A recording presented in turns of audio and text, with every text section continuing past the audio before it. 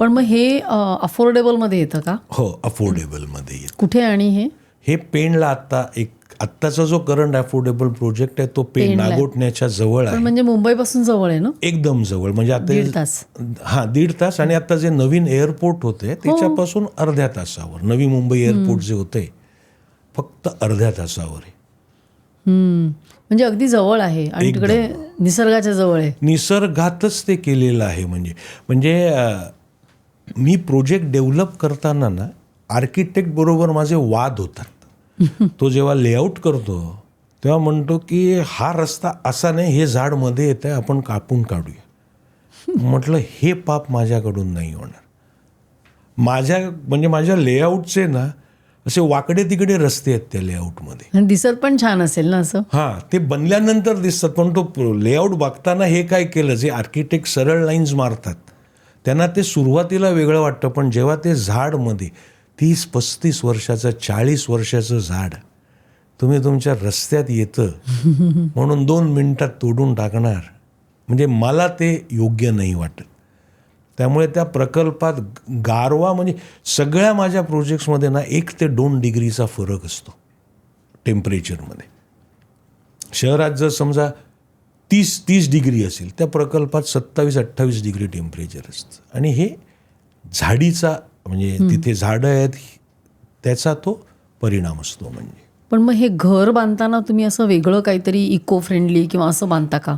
हो, त्याचा कसं आहे, जेव्हा घर बांधायचं असतं तेव्हा तो शेवटी त्या ग्राहकाचा निर्णय असतो.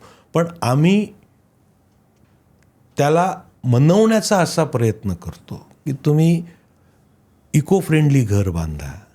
म्हणजे आता आमचा हा जो नागोठण्याचा प्रकल्प आहे तिथे आम्ही चिऱ्याची घरं बांधतो. हां, तर त्या चिऱ्याच्या घरा बऱ्याच जणांनी तशी चिऱ्याची बांधलेली आहेत घरं तिथे. त्या चिऱ्याचा जो नैसर्गिक फायदा आहे, थंड राहतं आणि तुम्हाला प्लास्टर नाही करावं लागत. ते तुम्ही तो तसाच चिरा ठेवू शकता, दिसायला छान दिसतो. तळ कोकणात चिरा वापरतात. एवढ्या जवळ चिरा आजपर्यंत कोणी वापरला नाही, जो मुंबईपासून 1.5 तासाच्या अंतरावर. तुम्ही आणता कुठून तो? हां, आम्ही कोकणातून आणतो. कुठून कोकणामध्ये? कोकणातून आहे, समजा कणकवली आहे किंवा दापोली आहे, जशी अवेबिलिटी असेल तिथून आणून आम्ही सांगतो आम्ही ते करून देऊ. तुम्हाला कोकणाच्या घराचा एक अनुभव तिथे मिळतो. म्हणजे असे. आणि ना बऱ्याच जणांना असं गावी जावंसं वाटतं पण होत नाही, कारण आपली नोकरी असते. आणि मला असं वाटतं तुम्ही ते एक हरवलेलं गाव, हा एक कॉन्सेप्ट तुम्ही आणलात ना? होय, हरवलेलं गाव ह्याच्यासाठी आणलं, म्हणजे जो आमचा नागोठण्याचा प्रोजेक्ट आहे त्याला हरवलेलं गाव असं नाव दिलं. याचं कारण का ना, जेव्हा मी आता माझा जनसंपर्क मित्रपरिवार खूप आहे, त्याच्यामुळे लोकांशी बोलताना हे जाणवतं की बरेच जण माझे मित्र तळ कोकणातले आहेत, म्हणजे कणकवली, सिंधुदुर्ग जिल्हा.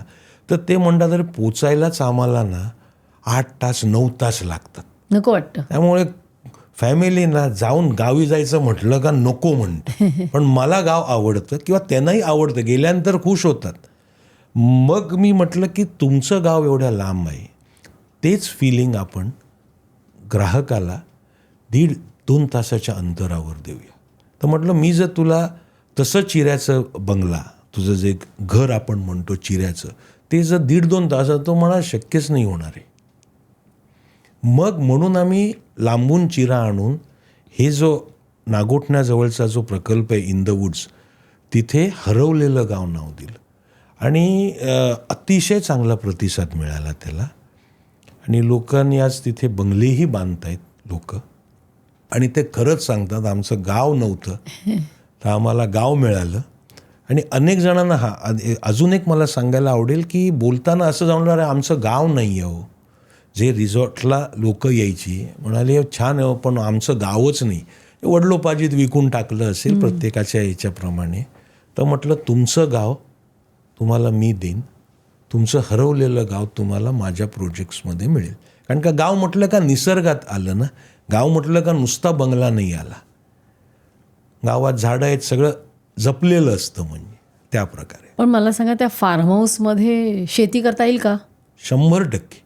प्लॅनिंग तसंच करतो. आता शेती म्हटली तर कोणी कमर्शियल शेती तिथे करणार नाही. नाही, पण म्हणजे मला पाहिजे थोडा भाजीपाला किंवा असं काही येईल का पिकवता? 100% त्याच ह्याने तो प्रकल्प तयार केलेला आहे. मग तिथली माती चांगली आहे का सुपीक? माती सुपीक असते. सगळ्या मातीच्या टेस्ट करूनच आपण जागा निवडतो. आणि जी एक कसं आता जर तुम्ही म्हणलात मला शेती करायची तर तुम्हाला कमर्शियल नाही करायची, पण एक हाऊस आहे की बाबा माझीच कोथिंबीर मी काढून माझ्या स्वयंपाकघरात वापरली आहे.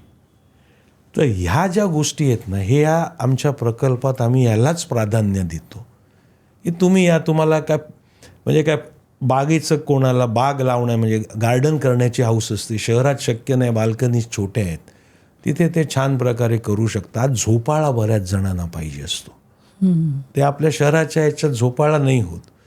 तर एक अंगणात झोपाळा लावला, हे केलं, हे सगळं आहे ना, हे त्यांचं सगळं स्वप्न. पूर्वी ओसरीवर एक झोपाळा ओसरीवर असायचा. झोपाळा असायचा. आणि आम्ही त्यांना सांगतो की तुम्ही तो जो जुना कड्यांचा असायचा तो जर तुम्ही म्हणजे आम्ही सगळं त्यांना सपोर्ट करतो, कुठे मिळेल काय मिळेल तुम्ही तुमच्या ह्याने बघा.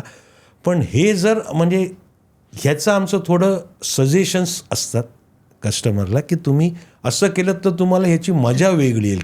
त्या झोक्याची मजा जो बसलाय त्यालाच माहिती. ही क्लिप जर तुम्हाला आवडली असेल तर संपूर्ण पॉडकास्ट बघण्यासाठी सर्व काही चॅनलवर जा आणि या क्लिप चॅनलला सबस्क्राईब करायला विसरू नका.